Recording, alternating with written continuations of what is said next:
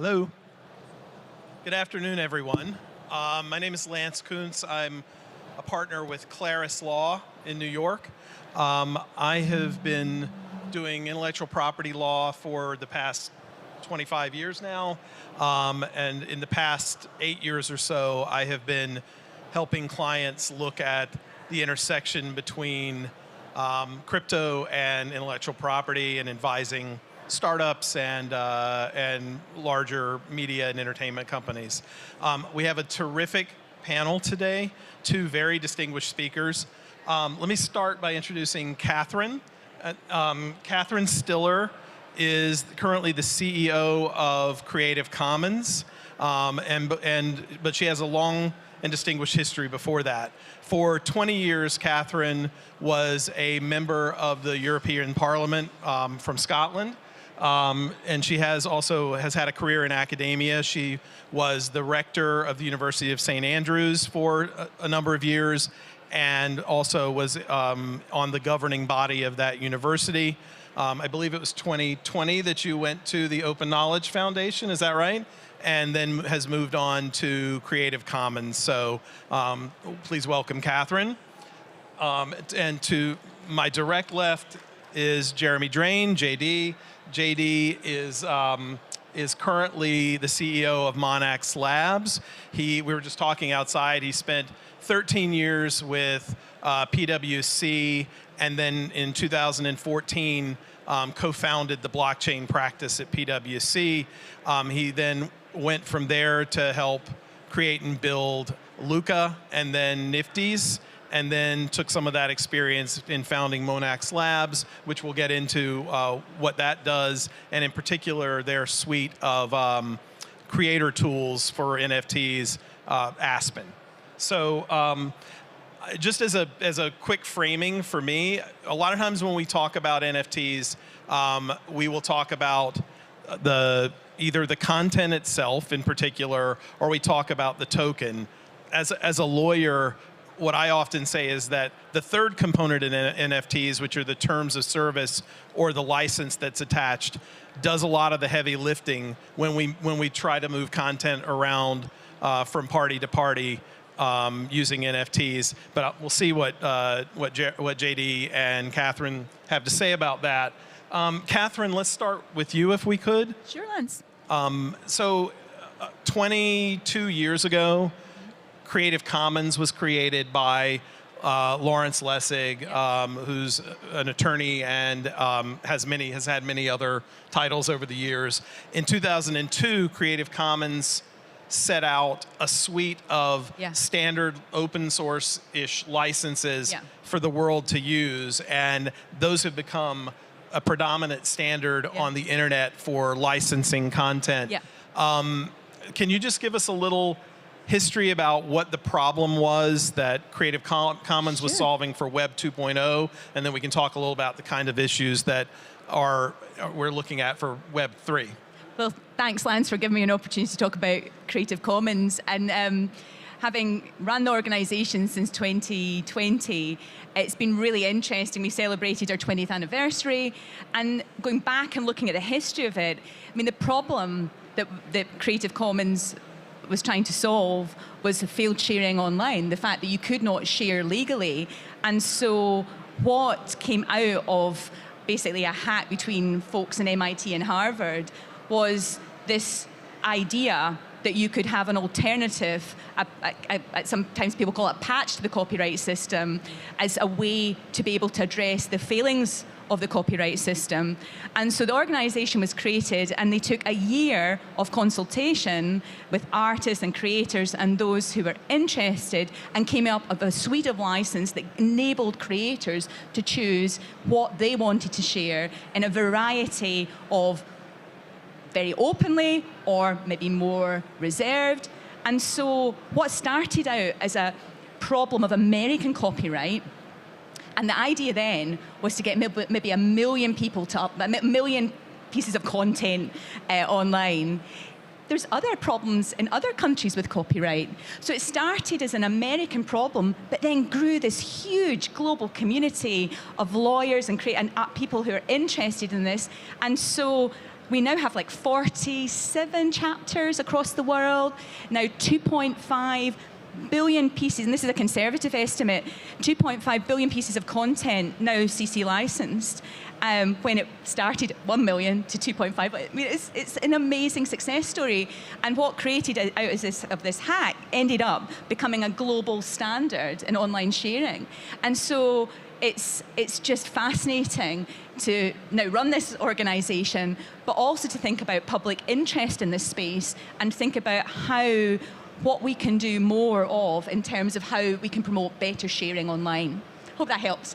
No, that's great. And as someone who remembers the time before Creative Commons, licenses before that, people thought of them as something you had to spend a lot of time negotiating. It was mostly between businesses. So there really wasn't something for individual users to grab onto when they wanted to use content online. Well, with respect to the Creative Commons organization, that's the history. There's been 20 years. What do you see as the future for Creative Commons now that we're in Web 3? I think that the future is the robustness of what was created all these years ago, but we don't rest in our laurels. We're currently looking at our public domain tools, and we'll be looking at that over the next year.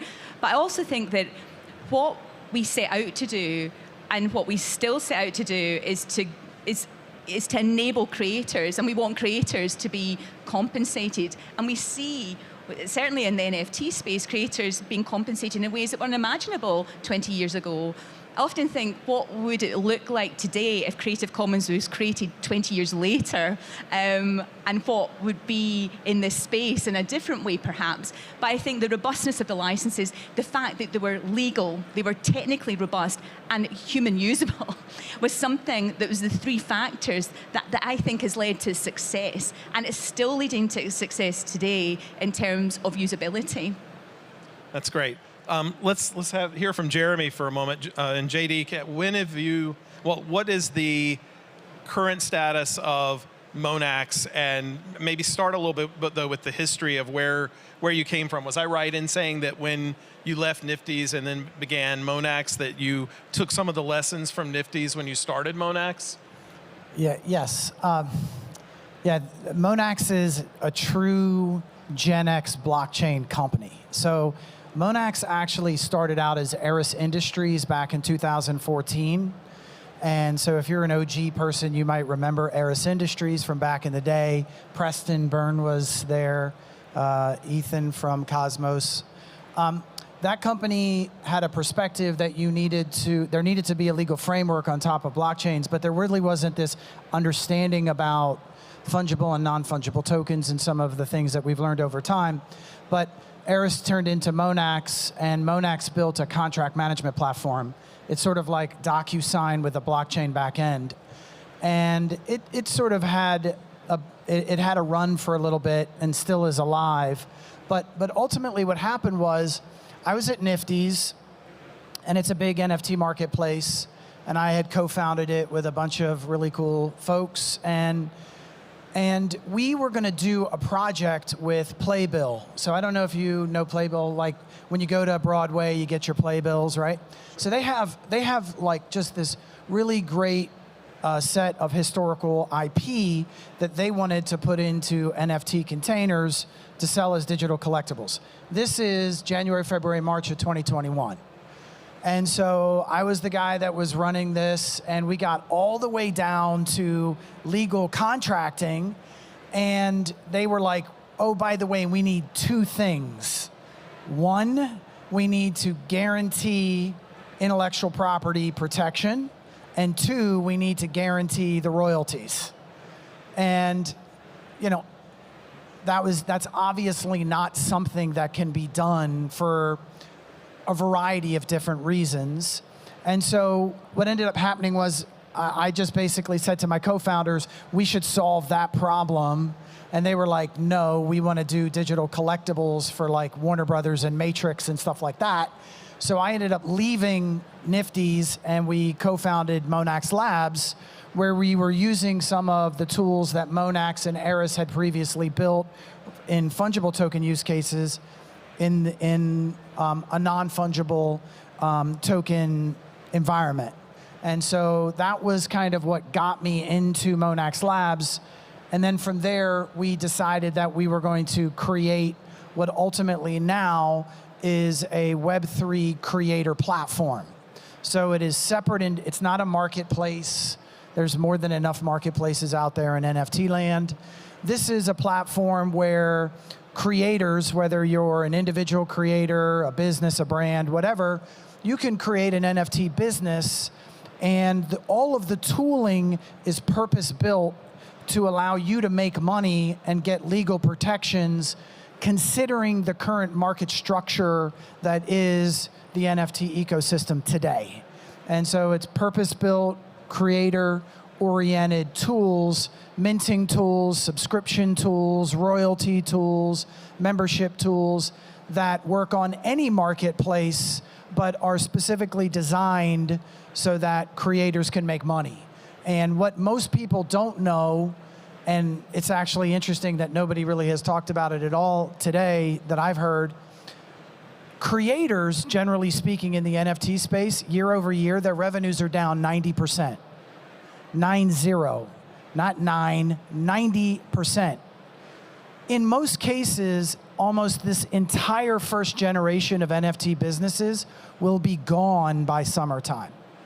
And that's because the structure of the NFT ecosystem has organized and emerged in a certain way that a very select group of marketplaces and players generate about 98% of the revenues and profits.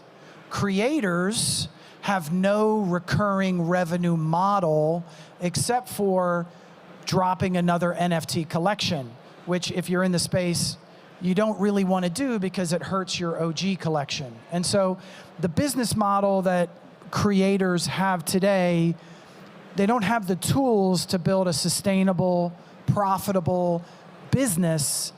And so we decided, to hell with that, we're going to build a whole set of tools to empower creators, and that's what we've done.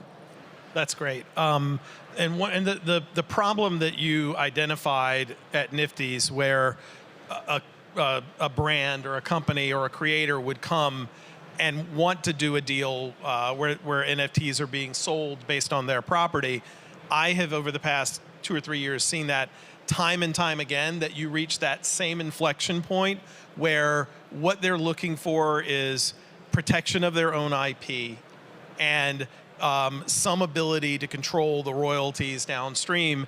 And over again, given the existing legal framework and the functionality of NFTs to date, you always have to answer a client and say, we can only guarantee so much. And yeah, go ahead. Yeah, I mean, it's the issue in NFT land is what we think of as legal certainty.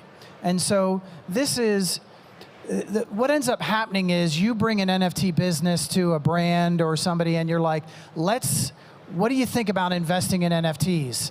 And there's a risk manager or a legal, or maybe they have an outside counsel that says, well, can we guarantee the protection of our IP? The answer is no. And can we guarantee the revenue stream? And the answer is no. I mean, they usually stop listening at the first one, but they definitely stop listening at the second one. And so there's just been a structural deficiency of tools that provide creators the ability to get these protections so that they can grow those businesses. And you know, this is like the second inning of work that has to be done in order for NFTs to really live up to their potential. Right, and so Catherine, how do you see the Creative Commons suite of licenses being used in the NFT space, if at all? I know that for some projects I've had, you know, there's always the ability to use those licenses and insert them in some way, not nearly as seamlessly as it sounds like what Monax is providing. But what have you seen and what have you found in talking to creators about the Web3 environment and the legal framework that's needed? So maybe I'll start with that question first. I think it's around certainty. It's also, and you've mentioned this, it's clarity, and it's also, I think, and when I go back to the certainty, they have the tools that we have been built on, we're now in version 4 of the CC license suite, so there's a credibility with that. What surprised us, I think, was seeing the use of CC0 and sometimes people not knowing what that actually meant. We're delighted when people do understand about the public domain, about what you're donating to the commons, what you're thinking about the commons, but I think we put up an FAQ so that people who were maybe understanding that as clearly had that clarity, and that felt like a responsibility from Creative Commons side to make sure when people are using our tools, they're using them with the full knowledge of what's actually happening. Can you just explain? There may be people in the audience who don't know what CC0 is. So it's a public domain tool. It means that you're giving to the commons, and some folks maybe didn't understand that what that actually meant in practice was giving away rights rather than protecting rights. I think that's really in a summary. Sure. But a lot of people do understand what that's about and are making an intention. Because when Creative Commons was created, one of the things we discovered, well, I wasn't around at the very part of the creation, but one of the things that was really came through, and that's why we have attribution, was that many artists and creators wanted to have their works shared most widely, but wanted credit and attribution for when their works were used. And that attribution is, I think, something that's really, really important. Something else I wanted to add, Lance, is that we actually have a survey out just now. We're part of the Mortgage Family Foundation Fellow Mentor program for this past 6 months, and Niley, who's working with us, has a survey out where we're asking folks who are NFT creators, but anyone that's working in the emerging tech space, to take part in this survey so we can understand more clearly, again, about what folks are needing, where our tools are working, and also what is more needed. And I think that's something where, when you asked me the first question about what we were doing, I wanted to share that with everyone. So please look at our website, take part in the survey, so we can be even more in tune with what folks want. Fair enough. So for both of you, it seems like this legal framework that, or a legal framework is needed to empower creators. Catherine, you mentioned clarity as one of the key reasons. I think that's hugely important. Are there other reasons why you believe that creating tools that provide that kind of framework really empower creators to do more than they're currently doing?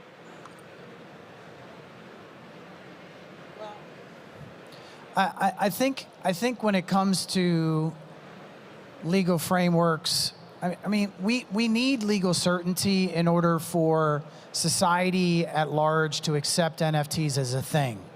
There's about, 10,000 active wallets or so in the space. There's only about 400 to 500 that actually do anything of substance. The reality is like, this is a really tiny microscopic ecosystem, but the technology has just massive potential, which I know we're going to talk about in just a minute.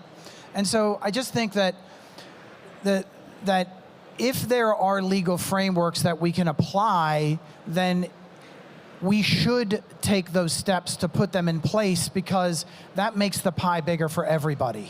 And from where we sit, if people create an NFT and they attach CC0 to it, or they attach some, protected IP license that you might create, right, like those are wins all around. But really what they do is they provide a legal basis from which people that invest money can do it in a way where they have certainty of outcome. And this lack of certainty associated with the legal dimensions of NFT transactions is killing this ecosystem.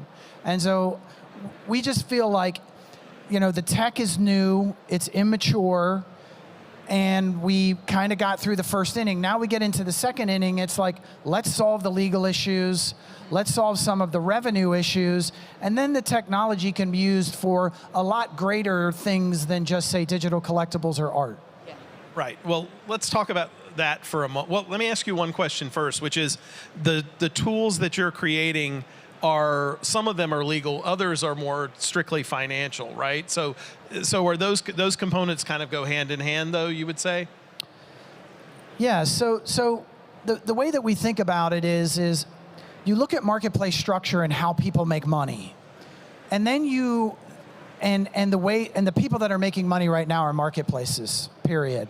I mean, there's a handful of NFT projects like Yuga Labs and so forth that are sort of outliers, but 99.9% of NFT projects make no recurring revenue or very, very little relative to their budgets from last year. And so you look at those things and you say, hold on a sec. I'm sorry, I lost my train of thought. What? So I was just asking about the link between the financial tools or the oh yeah, I'm sorry, yeah. So what ends up right. So the way that we look at it is that in order for you to create a revenue stream, you have to have a legal basis for collecting that revenue. And so when you craft a tool, like say a subscription tool, you want to create a terms of service that goes along with that subscription tool. Or when you create an NFT that has intellectual property that is going to be sold in the secondary market, you need to make sure that the legal basis, the terms and conditions that are associated with that NFT would actually stand up in court. And so many times the two things go together and you can't separate them. This idea that code is law, sort of, which everybody kind of talks about all the time, is clearly not the case, because you have creators that put that they're going to get 5% in their terms and conditions. They put 5% in their smart contract, and then they get 0.5% from the marketplaces. And so really it's a combination of both a legal framework and a revenue framework or financial framework that go hand in hand, that ultimately create a revenue model that is sustainable over time. Got it. And so, Catherine, and this wasn't a question we had talked about before, but Creative Commons is coming at this whole area in a more open source, more contribute to the knowledge of humanity, but how does that coexist with the sort of the clear need for creators also to make money here? I mean, how do those things fit together in your mind? So as we know, no creativity comes out of nowhere. Creativity is built on other creativity. Knowledge is built on other knowledge. How we share that, how we build on that is so important. And we see, I think this is not a quote from me, I think this is a quote from Brewster Kahle, where he says, why is truth paywalled and lies is free? And there's something that's really at the nub of some of the things and challenges that we face as society just now. But on your point about how do we reconcile, we've always said that artists should be fairly rewarded and remunerated, and at the heart of Creative Commons we created a suite of licenses to allow people to be able to share legally online at a time patched to the copyright system. Sadly, the copyright system has not adapted to the reality of the internet. In fact, we've gone backwards rather than forwards, not just in the US, but I would say globally in terms of where copyright sits.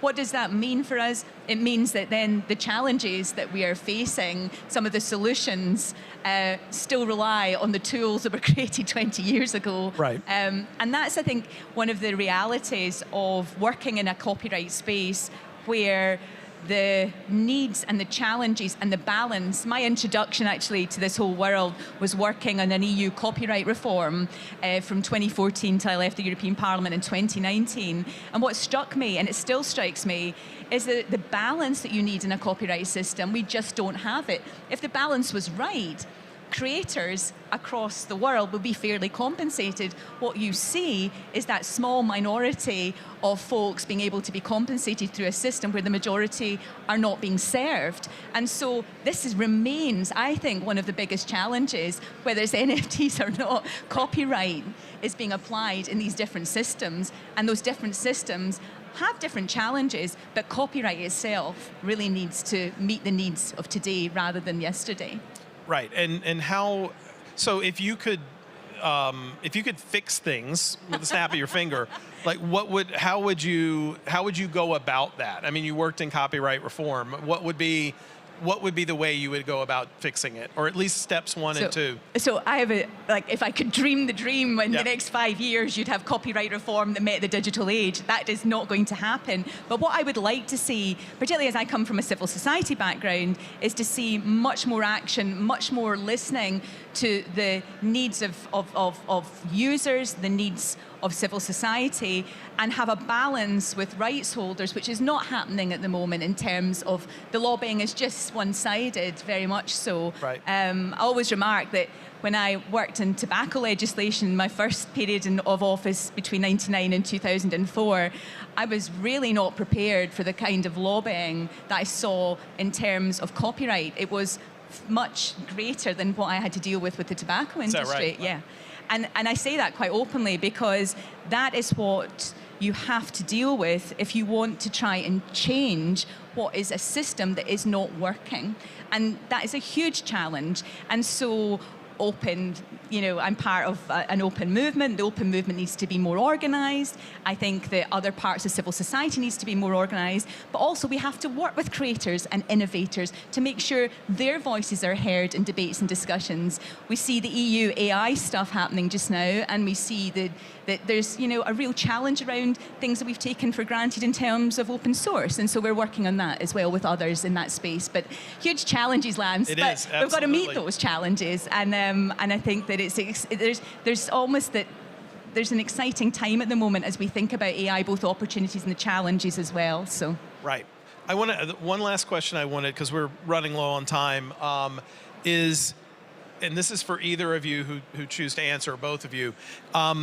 Right now in the NFT space, the big marketplaces are primarily addressing one-to-one transactions involving collectibles, and obviously there's some NFT projects that are beyond just collectibles. But what do you see as the future of using NFTs or next generation NFTs as a vehicle for moving content around even in a more robust way? I mean, will media and entertainment companies start using NFTs to license to each other? If I have an avatar that I've bought on OpenSea, are we going to see an opening up of uses where I can use that avatar on Meta? I can use it in if that's still around, World of Warcraft, and every different VR environment we can find. Are NFTs the right vehicle for the sort of broader use in the ecosystem? I'd love to hear what JD has to say, because when you were saying about your statistics and NFTs, I think that is a real telling marker of where we are at this moment. I think the answer is that, I mean, our thesis in our company is that a majority of intellectual property over time will use NFTs as the primary infrastructure for the transfer of non-fungible value. And so, like, that's an addressable market of $2, $3, $4, $5 trillion. And why blockchain, better, faster, cheaper, peer-to-peer with appropriate governance is just a better way of doing it. I think, and ultimately, I do think we're going to get to a world where just the ability that using blockchain as the basis for big corporations transferring portfolios of intellectual property will just be the way it's done. But I think for us to get there, there needs to be a legal framework that's laid on top of a distributed and decentralized ecosystem in a way that you get the same sorts of legal rights that you get in Web 2. And so we were talking in the backstage. I think that that's going to be click wrap, which is the ability to attach terms and conditions to NFTs, and then before the acquisition of that NFT, you have to accept terms and conditions. I think it's going to be the introduction of e-signature, so that before you can actually buy an NFT, you have the ability to do e-sig. Those are like basic blocking and tackling legal components or legal tools that once they put in place, then somebody that has a collection of intellectual property or a song or a sample or a stem or an image can actually sell it, and they can know whether or not they're going to actually receive the revenues associated with those transactions because they have a legal basis to go get it if they're not. Right, and the point you made about click wrap, I'm not sure that many people involved in the NFT market as a whole realize that basically under the law as it exists today, no NFT terms of service or licenses that are attached to a token when it's sold are necessarily enforceable. Yeah, like this is the thing. I'm like, it's crazy. So think about it this way. You hire Lance, you spend 30 grand, 20 grand, 15 grand, whatever it is, and you get this really killer set of terms and conditions. You put that out on your website, and then within your smart contract, you also say, I'm gonna get 10% of the royalties in perpetuity. And then you mint the NFTs, and then they trade on the open the open decentralized marketplace, and you get 0.5% and have no rights. Like, there's a fundamental fracturing in terms of the work that Web 2 has laid in place for facilitating legal transactions and how those transactions are actually facilitated in Web 3. And all the tooling is there now to make this happen, but to your point, there has to be a will from creators to say, we want those rights, and we are going to use tooling that's going to make sure that we get them. Because if you go to a marketplace today, they're not going to give you those tools. Why? Because the very first thing you're going to ask for is royalties, and that's the one thing that they're not paying you. So it's just, the tools are there now, but it's going to take creators coming together and saying, it's important that we have rights, whether it's CC0 or something else, so that we can get paid. And that's, I think, the next iteration of the space. It's not here today, but we're getting close. All right, well, I think we're out of time. I think that's a good place to end it. It's been a great discussion. Thanks, everybody, for listening, and a round of applause for our panelists.